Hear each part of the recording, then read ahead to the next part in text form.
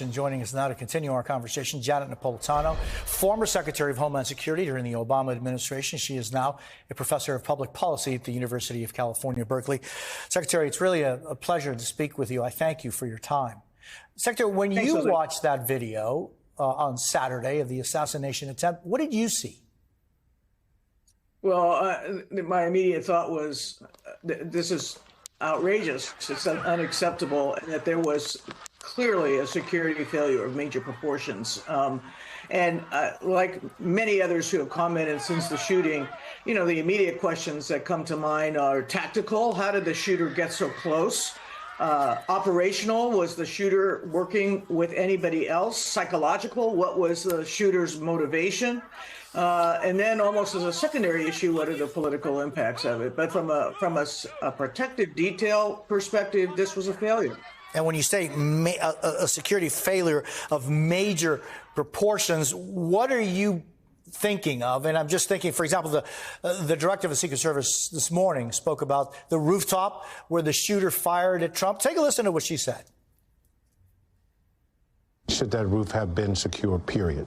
That building in particular has a sloped roof at its highest point. And so, you know, there's a safety factor that would be considered there, that we wouldn't want to put somebody up on a sloped roof. And so, you know, the decision was made to secure the building from inside.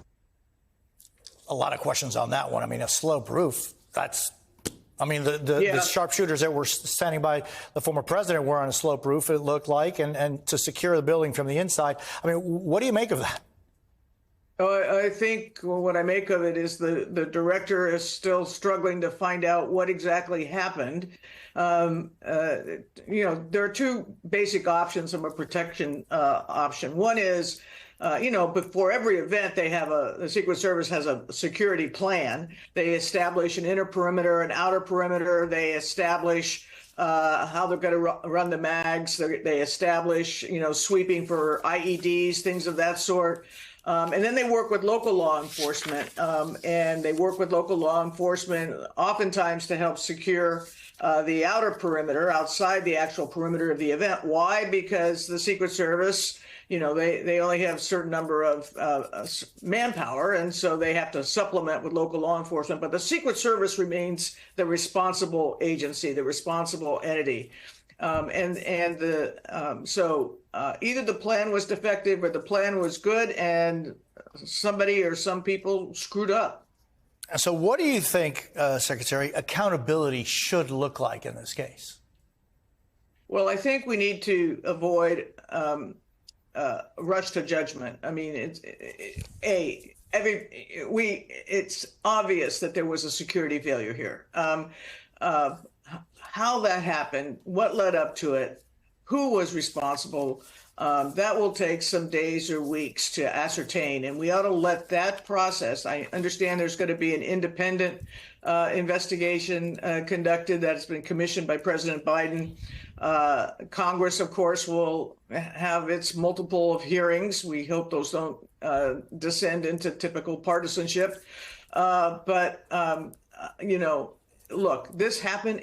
It should never have happened. It's unacceptable. The question is, what changes need to be made to prevent it from happening again? Yeah, I mean, and just your thoughts on, I mean, this was a high-speed round coming in from under 150 yards, that the former president was nicked in the ear. I mean, this was really, really close.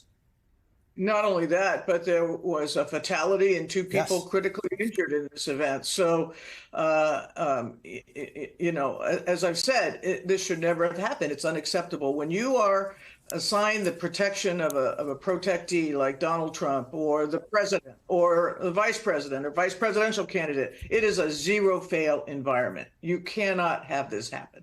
Hey there, MSNBC fans. I'm Luke Russert, and be sure to join me, Rachel Maddow, Jen Psaki, Lawrence O'Donnell, Steve Kornacki, Joy Reid, and many more September 7th in Brooklyn, MSNBC Live Democracy 2024. Click on the link for ticket information. We will see you there.